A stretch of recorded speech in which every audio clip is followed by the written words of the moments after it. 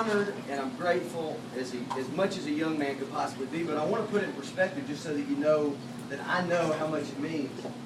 My dad, who is back in the private sector and doing pretty well for himself, really went overboard today, and he took me out to lunch, and for my birthday, he gave me $250.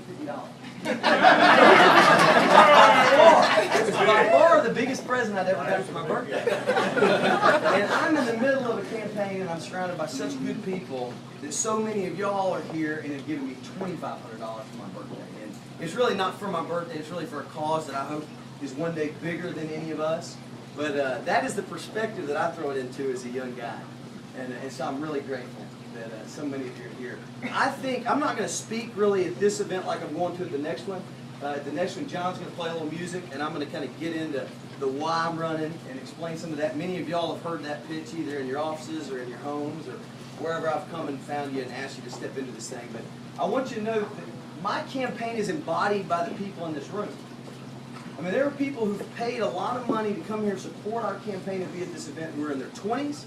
And there are people who've come to support our campaign in this room who are in their 80s. I've never heard of a campaign that draws those kind of people into the same room behind the same cause. And I'm just honored to be, in a lot of ways, y'all's lead guy. Now that this is a three-man race, a lot of the dynamics change, and a lot of people are trying to still feel out where the dust settles and what this all looks like with Scotty Mayfield, Chuck Fleischman, and Weston in the race. And here's how I've told people, and this is in all seriousness, about the way that our donors look and the way that our hardcore supporters look. The people who have supported me the most are people like Todd Moreland or Jody Shea or Rick Pollard or Jim Webster. They're people who go to work every day and in most cases employ a whole bunch of people. And they're sitting there on the front lines in our country, and they know that we've got to quit sending the same kind of people to Washington expecting a different result. That's the difference in our campaign. I think it's embodied in those two things. That the people who've really given to my campaign, almost all of them have given sacrificially at some level. And they come from all sorts of different walks of life and all different backgrounds. And I think it speaks to how different what we're doing is. And I just want to give you that perspective. Because I think as people figure out this race, they'll realize that there may be a time for a Chuck Fleischman or a Scotty Mayfield to serve in Congress. And I would suggest that that's a time when the status quo is acceptable and it needs to be maintained. This is when the status quo needs to be dropped on its head. That's why you got to send different people into the battle in Washington. And that's what you're a part of here tonight. And I'm really grateful that one of the guys I respect the most in life, John Rich, is here. He is, I don't know that there's a guy who's as diverse as John Rich. You could have known him from TV. You could have seen him on Hannity. You could have seen him win Celebrity Apprentice last year. Ever listened to country radio, you've heard way more John Rich songs than you think you have, because he wrote his first #1 at 21 years old. Speaking of young people making big contributions. And then, obviously, is half of the big-time duo, Big and Rich. And I think he's going to say a word, and then we're going to shift everything over to Lindsay Street Hall, just like 3 blocks. We've got a whole area roped off for all of y'all there. And so I'd really love it if we filled up that side of the crowd. And then my one last ask before he gets up here, because you're going to continue to hear me come back to this theme of the kind of people who've stepped into this campaign, and then being people who are really in the trenches, so to speak, in our country's economy. But those of you who want to know how you can help me beyond writing me a check, if you employ a lot of people, and everybody in this room either does or at least has a large circle of influence, begin encouraging them to engage in this campaign, because this is a low voter turnout year.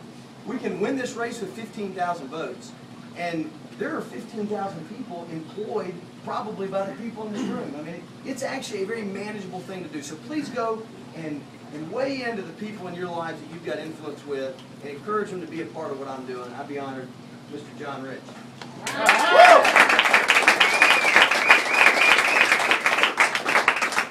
Thank you for having me. I crowbarred this event into my calendar because I'm busy. Like you wouldn't believe. Weston called me up and said, I'm going to turn 25 years old. I said, when's that going to happen? I said, well, I was 26. I said, yeah, what's going to happen then? He goes, I'm running for Congress. Really? And I proceeded to pound this young man with questions the hardest questions you'll ever be asked. I mean, I nailed him with everything I could come up with. And he came back at me with intelligence, with passion, with honesty, patriotism, with heart, soul, and mind. And I said, that's it, I'm in, man. What do you need me to do? He said, I'd love it if you came there when I turned 25. I said, I would be there. Let me tell you what's going to happen when he takes this seat. When you take this seat, you will officially become the freshest perspective in Washington, D.C. The number one guy. You know, when country music's all about number one. You will be the number one guy. You will be the guy with the... It's always something to hear people say, this debt, we're saddling our generations with this debt. The next generations are going to be saddled with the debt.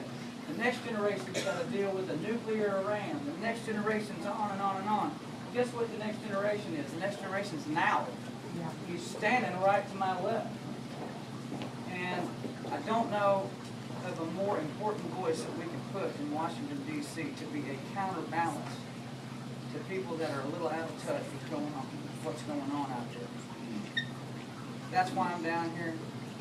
I would challenge this crowd, because you're right, you are a bunch of bosses. What are bosses?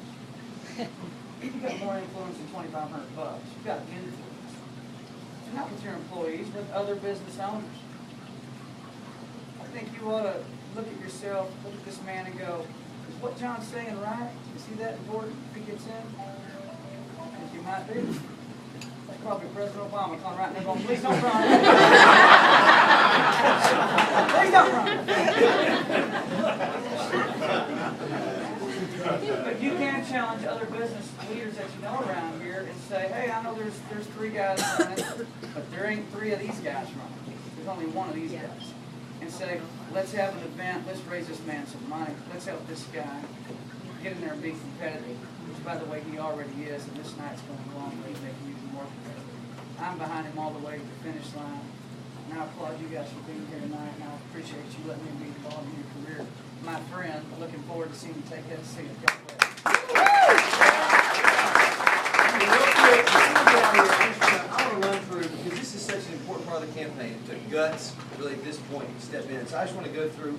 There were 3 couples that served as co-chairs for our event. And 2 of them are right here. And a lot of people look at them as sort of the mother and father of the Republican Party in our campaign. I do. And, and so Harold Wilcover, Amanda Buchanan, who is our gracious host, and this is her spot. It's actually her whole building, but this is Amanda's kind of personal party suite. And then Susan and Bob Bosworth couldn't be here, but Bob is traveling with Zan Gary, I think in Europe right now.